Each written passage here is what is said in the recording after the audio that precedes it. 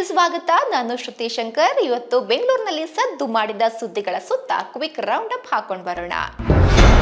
ಚಿನ್ನದ ಮಳಿಗೆ ಮೇಲೆ ಬಿಎಸ್ಐ ಅಧಿಕಾರಿಗಳು ಅಂತ ಹೇಳಿ ದಾಳಿ ನಡೆಸಿ ಚಿನ್ನ ದೋಚಿದ್ದ ಆರೋಪಿಗಳನ್ನ ಬೆಂಗಳೂರಿನ ಕೆಆರ್ಪುರ ಪೊಲೀಸರು ಬಂಧಿಸಿದ್ದಾರೆ.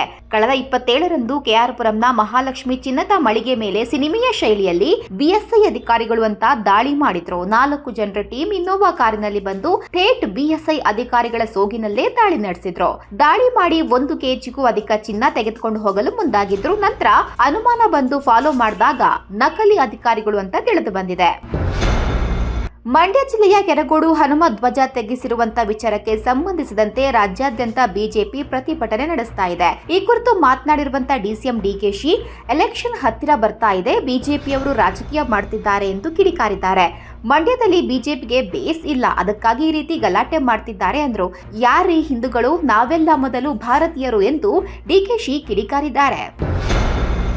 ರಾಜಧಾನಿಯಲ್ಲಿ ಪಿಜಿಗಳ ಪ್ರಮಾಣ ಹೆಚ್ಚುತ್ತಲೇ ಇದ್ರೂ ಸೂಕ್ತ ರೀತಿಯಲ್ಲಿ ನಿಯಮ ಪಾಲಿಸ್ತಾ ಇಲ್ಲ ಅನ್ನುವಂತ ಆರೋಪ ಕೇಳಿ ಬರ್ತಾ ಇದೆ. ಇದೀಗ ಪಿಜಿಗಳಲ್ಲಿ ಅನುಸರಿಸಬೇಕಾದಂತ ಸುರಕ್ಷತಾ ಕ್ರಮಗಳ ಬಗ್ಗೆ ಮಾಹಿತಿ ಒಳಗೊಂಡ ಪೊಲೀಸ್ ಇಲಾಖೆಯ ಪೋಸ್ಟರ್ ಅನ್ನ ಪೂರ್ವ ವಿಭಾಗದ ಹೆಚ್ಚುವರಿ ಪೊಲೀಸ್ ಆಯುಕ್ತ ರಮಣ್ ಗುಪ್ತಾ ಸಾಮಾಜಿಕ ಜಾಲತಾಣ ಎಕ್ಸ್ ನಲ್ಲಿ ಹಂಚಿಕೊಂಡಿದ್ದಾರೆ.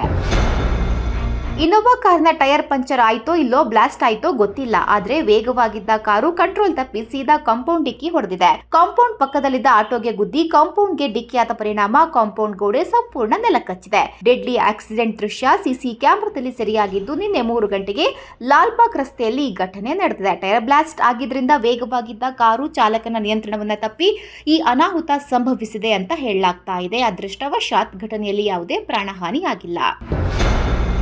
ಬಿಗ್ ಬಾಸ್ ಕನ್ನಡ ಸೀಸನ್ 10ರ ಸ್ಪರ್ಧಿ ಡ್ರೋನ್ ಪ್ರತಾಪ್ ವಿರುದ್ಧ ರೈತರಿಗೆ ವಂಚಿಸಿರುವಂತಹ ಆರೋಪ ಕೇಳಿ ಬಂದಿದೆ. ಡ್ರೋನ್ ಪ್ರತಾಪ್, ಸಿರಣ್ ಮಾಧವ್, ಸಾರಂಗ ಶ್ರೀಮಂತ್ ಮಾನೆ ಮತ್ತು ಸಾಗರ್ ಗರ್ಗ್ ಎಂಬುವವರು ಡ್ರೋನಾರ್ಕ್ ಏರೋಸ್ಪೇಸ್ ಪ್ರೈವೇಟ್ ಲಿಮಿಟೆಡ್ ಹಾಗೂ ಕ್ಯಾಸ್ಟರ್ ಡ್ರೋನಾಟಿಕ್ಸ್ ಪ್ರೈವೇಟ್ ಲಿಮಿಟೆಡ್ ಕಂಪನಿಗಳನ್ನ ತೆರೆದು ಸುಳ್ಳು ಮಾಹಿತಿ ನೀಡಿ ರೈತರಿಂದ ಹಣ ಪಡೆದು ವಂಚಿಸುತ್ತಿದ್ದಾರೆ ಎಂದು ಡಾಕ್ಟರ್ ಪ್ರಯಾಗ್ ಎಂಬುವವರು ಆರೋಪಿಸಿದ್ದು, ಸೂಕ್ತ ತನಿಖೆ ನಡೆಸಿ ಆರೋಪಿಗಳ ವಿರುದ್ಧ ಕ್ರಮ ಕೈಗೊಳ್ಳುವಂತೆ ಆರ್ಆರ್ ನಗರ ಪೊಲೀಸ್ ಠಾಣೆಗೆ ದೂರು ನೀಡಿದ್ದಾರೆ.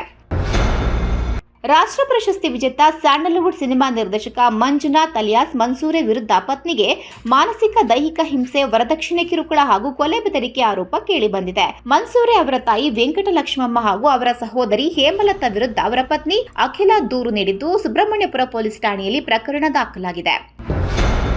ಬಿಡಿಎ ನೂತನ ಅಧ್ಯಕ್ಷರಾಗಿ ಎನ್ಎ ಹ್ಯಾರಿಸ್ ಅಧಿಕಾರ ಸ್ವೀಕಾರ ಮಾಡಿದ್ದಾರೆ. ಡಿಸಿಎಂ ಡಿಕೆ ಶಿವಕುಮಾರ್ ಅವರ ಸಮ್ಮುಖದಲ್ಲಿ ಶಾಸಕ ಎನ್ಎ ಹ್ಯಾರಿಸ್ ಬಿಡಿಎ ನೂತನ ಅಧ್ಯಕ್ಷರಾಗಿ ಅಧಿಕಾರ ವಹಿಸಿ ಮಾತನಾಡಿದರು.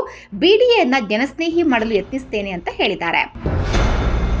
215ನೇ ಲಾಲ್ಬಾಗ್ ಫ್ಲವರ್ ಶೋಗೆ ಒಳ್ಳೆಯ ರೆಸ್ಪಾನ್ಸ್ ಸಿಕ್ಕಿದೆ. ಲಾಲ್ಬಾಗ್ನ ಗಾಜಿನ ಮನೆಯಲ್ಲಿ ಸೇವಂತಿಗೆ, ಗುಲಾಬಿ ಹೂಗಳಿಂದ ಅನುಭವ ಮಂಟಪ ನಿರ್ಮಾಣ ಮಾಡಲಾಗಿತ್ತು. ವಯಸ್ಸಿನ ಹಂಗಿಲ್ಲದೆ ಎಲ್ಲರೂ ಬಂದು ಹೂಗಳ ಅಂದ ಸವಿದಿದ್ರು. ಜನವರಿ 26ರಂದು ಒಂದೇ ದಿನ 96,500 ಜನ ಫ್ಲವರ್ ಶೋ ವೀಕ್ಷಣೆ ಮಾಡಿದ್ದು, ಟಿಕೆಟ್ ಮಾರಾಟದಿಂದ 65 ಲಕ್ಷ ರೂಪಾಯಿ ಆದಾಯ ಹರಿದು ಬಂದಿತ್ತು. ಕಳೆದ 11 ದಿನಗಳಲ್ಲಿ ಒಟ್ಟು 5.6 ಲಕ್ಷ ಮಂದಿ ವೀಕ್ಷಣೆ ಮಾಡಿದ್ದಾರೆ. ಒಟ್ಟು 2.59 ಕೋಟಿ ಆದಾಯ ಬಂದಿದೆ. ಇದಾಗಿತ್ತು ಇವತ್ತಿನ ಬೆಂಗಳೂರು ಸುದ್ದಿ. ನಾಳಿನ ಸುದ್ದಿಯಲ್ಲಿ ಮತ್ತೆ ಸಿಗೋಣ. ನಮಸ್ಕಾರ.